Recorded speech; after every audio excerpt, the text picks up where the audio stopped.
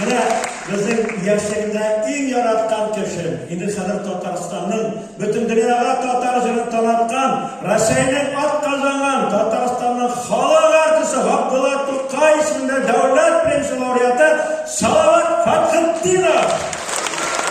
Mana Salovatning sho'rig'alari, mana shu o'yindan so'ng har bir o'yinchiga menda bilasizmi Salovat kimdir?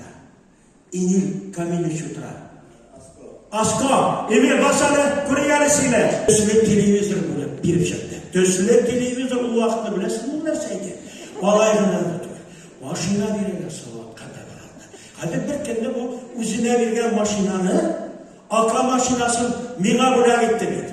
G'amarim bo'yina shunga rahmat ayting deganda mana olqishlar rahmatini Salovatga yetkazadi.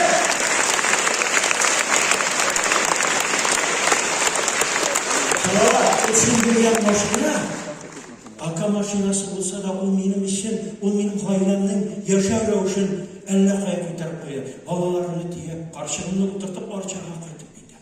Karşılığını oturtup balalarını diye şögürge kayıp gider. Ömrüm yine misi gitip Salavatka aka maşinası buna gider diyeceğim. İzledim yok. Bugün izledim yok. Bir zaman bir ülkede bir aka maşinası hazır eser.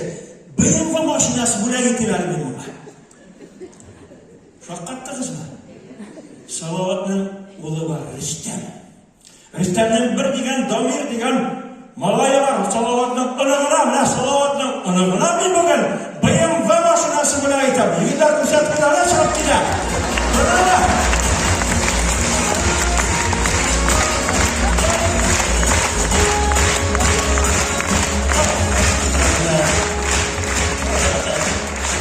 Kadri dostlar,